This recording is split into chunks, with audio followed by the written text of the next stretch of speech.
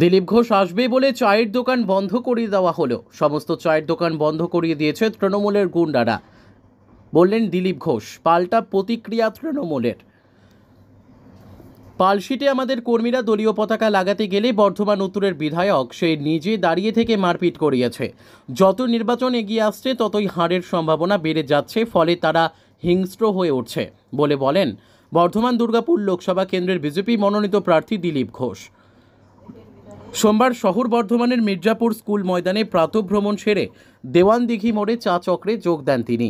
সোমবার সাংবাদিকদের মুখোমুখি হয়ে দিলীপ ঘোষ অভিযোগ করেন, দেওয়ানদিঘি মোড়ে আমাদের চা চক্র হওয়ার কথা ছিল, কিন্তু রবিবার রাত্রি থেকে সমস্ত চায়ের দোকান বন্ধ করিয়ে দিয়েছে তৃণমূলের গুন্ডারা।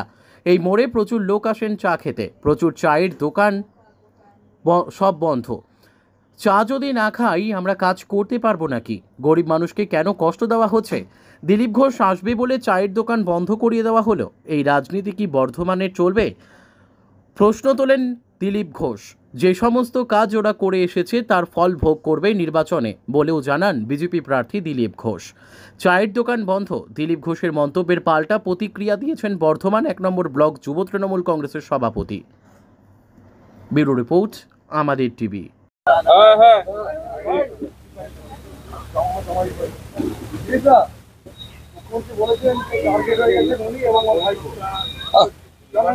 ভোট হয়ে গেলে উনি টার্গেট হন, খালি আমি টার্গেট। একদিন বাঘিনী ভোট এলে বিড়াল হয়ে গিয়ে আমি মেয়ে, আমি মহিলা, আমাকে একাকে দেখুন কিরকম ঘিরে ফেলেছে। যা কর্ম করেছেন তার ফল ভোগ করতে হবে, আর সিম্প্যাথি পাবেন না। পুরো বাংলার সমাজকে দুর্নীতিতে ছেড়ে দিয়েছেন, নেতাদেরকে চোর বানিয়েছেন, চোরেদেরকে নেতা বানিয়েছেন। এর প্রায়শ্চিত ওনাকেই করতে। উনি ভাবছেন বেঁচে যাবেন, কোনো রাস্তা নেই। দাদা বোমার বদলে তো কালী পটকা বলছে, আগে কালী পটকা পাঠান তবে বোমা পাঠাবেন। দেখে রাখুন কি হয়। বোমা বন্দুক দিয়ে রাজনীতি হয় না তো। কালকে পালশিটেতে আমাদের ছেলেটা ঝান্ডা মানছিল, আর বর্ধমান উত্তরের যে এমএলএ সে নিজে দাঁড়িয়ে থেকে মারপিট করলো, তার লোকেরা আমাদের লোকে মেরেছে। তো যত ইলেকশন এগিয়ে আসছে হারার সম্ভাবনা বাড়ছে, তত হিংস্র হয়ে যাচ্ছে। আজ এখানে আমি বসে আছি, মোড়টা দেওয়ানদিঘির মোড়ে আমাদের চা চক্র হওয়ার কথা ছিল, আমরা মর্নিং ওয়াক করলাম। তো কাল রাত্রির থেকে টিএমসির গুন্ডারা যত চায়ের দোকান সবাইকে ধমকি দিয়ে বন্ধ করে দিয়েছে। আপনি দেখুন এই মোড়ে সকালবেলা প্রচুর লোক আসে চা খেতে, অনেক চায়ের দোকান, পাশেও চায়ের দোকান, সব বন্ধ। আরে চা না খেলে কি আমরা কাজ করতে পারবো নাকি? তো মানুষকে কেন কষ্ট দিয়ে গরিব মানুষের চায়ের দোকান বন্ধ করেছে দিলীপ ঘোষ আসবে বলে? এই রাজনীতি বর্ধমানে চলবে? তো সেই জন্য যা করে এসছে ওরা তার ফল ভোগ করবে এই ইলেকশন থেকে। দাদা আসানসোলের তৃণমূল প্রার্থী সত্যব্রত সিনহা তিনি বলছেন প্রধানমন্ত্রী নয়, ওটা প্রচার মন্ত্রী। 8,000 কোটি টাকার বিমানে চেপে প্রচার করে বেড়াচ্ছে। কারণ বাপের টাকায় চড়ছেন নাকি? একজন এই 140 কোটি দেশের প্রধানমন্ত্রী, তার তো আমেরিকার যে বাইডেন আছে তার চেয়ে দামি বিমান হওয়া উচিত। আমরা ভিখারিদের পার্টি নয়, ভিখারি দেশ নয়। যারা ভিখারি বানিয়েছে তারা এটা করছে। শত্রুঘ্ন সিনহা আর কীর্তি আজাদ জানেন না বর্ধমান দুর্গাপুরের কি পরিস্থিতি? আসানসোলে এসছেন বাইরের থেকে ফরেনার, তো আগে প্রচার শেষ করে ভোটটা লড়ুন, আগে না রিটায়ার্ড হয়ে যান। যার টেম্পারেচার বাড়ছে লড়াই করুন। শুনলাম একদিন ছুটি নিয়ে বাড়ি যাচ্ছেন, আরেকজন ভয়ে বেরোচ্ছেন না। এরা কি রাজনীতি করবে বিজেপির সঙ্গে? দাদা অভিষেক বন্দ্যোপাধ্যায় বলছেন যে বিজেপির মাথার চুল থেকে পায়ের নখ 2 নম্বরই, কোনো ভদ্রলোক বিজেপি করে না। উনি একমাত্র ভদ্রলোক আছে যার বাড়ির বউ থেকে মেয়ে চাকর বাকর সবাই গিটি ডাকছে, রাস্তায় সোনা নিয়ে যাচ্ছে, লোক চোর চোর আওয়াজ দিচ্ছে। তার 14 পুরুষ চোর, বাড়ির চাকর বাকর কুকুর বিড়ালও চোর। এই কালচার নিয়ে এসছে ব্যানার্জি পরিবার।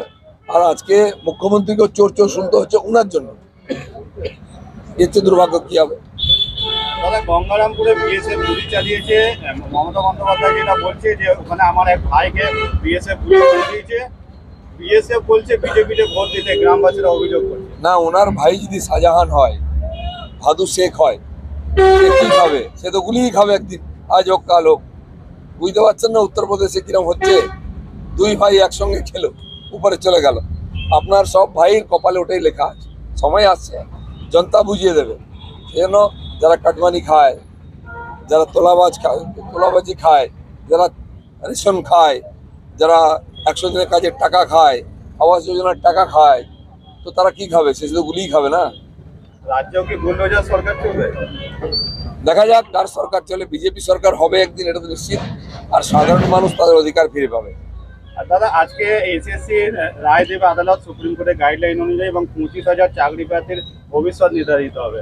দেখুন, পশ্চিমবাংলার মানুষ আদালতের দিকে তাকিয়ে থাকে আর কেন্দ্র সরকারের দিকে তাকিয়ে থাকে। উন্নয়নের জন্য মোদী সরকার আর জাস্টিসের জন্য আদালত। কারণ এই সরকার, রাজ্য সরকার কোনো ডিসিশন নেয় না, মানুষকে প্রতারণা করে, বঞ্চিত করে। তো সব ব্যাপারে কেস, সব ব্যাপারে আদালত। আদালত কি বলবে সেই নিয়ে তাকিয়ে আছে। এর চেয়ে দুর্ভাগ্যের কি হবে? সরকারটা কি জন্য আছে? কাল খাতারে মুখ্যমন্ত্রী উনি বুঝতে পারছেন বর্ধমান দুর্গাপুরে যে টেম্পারেচার বাড়ছে, যে লড়াই হচ্ছে, ভারতবর্ষের মধ্যে সবচেয়ে বেশি উত্তেজনা টেম্পারেচার এখন পানাগড়ে, সেটা বর্ধমান দুর্গাপুরে পড়ে। লড়াইটা বুঝতে পারছেন। এই গরমে ঝলসে যাচ্ছে টিএমসি নেতারা, বেরোচ্ছে না। হাত পাখা বাড়াবেন নাকি? গরম থেকে বাঁচতে হাত পাখা বাড়াবেন নাকি? হাত পাখা দিয়ে দিচ্ছে আমার লোককে। ওনারা তো কি দিচ্ছেন জানি না। আমরা সাধারণ মানুষকে হাত পাখা দিচ্ছি যে বিজেপি ঠান্ডা হাওয়া খান। মুখ্যমন্ত্রী বলছেন নিজেদের নিরাপত্তা নিয়ে আমরা কখনো ভাবিনি, আমরা মানুষের নিরাপত্তা নিয়ে ভাবি। কার নিরাপত্তা দিয়েছেন? তার ডজন ডজন কর্মী মারা যাচ্ছে, নিজেরা গুলি করে মারছে। এমএলএ মারা গেছে, চেয়ারপারসন, কাউন্সিলর, কার মারা গেছে। আরে উনি কারো সুরক্ষা দিতে পারবেন না। ওনার পার্টির লোকেদের বাঁচাতে পারেন না, উনি বাংলা লোককে কি সুরক্ষা দেবেন? এত অকম্মা, এত দুর্নীতিগ্রস্ত সরকার পশ্চিমবাংলায় কোনো আসেনি। ইতিহাস। চলো, চা আসবে। দেখুন, চায়ের দোকান কেন বন্ধ করেছে সেটা তো চায়ের দোকানের মালিক বলতে পারবে। দিলীপ ঘোষ সমিতি এখন তৃণমূল কংগ্রেসের ভূত দেখছে, তো সভাপতি চায়ের দোকান বন্ধ করাটাকেও তৃণমূল কংগ্রেসের কাজ বলে চালিয়ে দেওয়ার চেষ্টা করছে।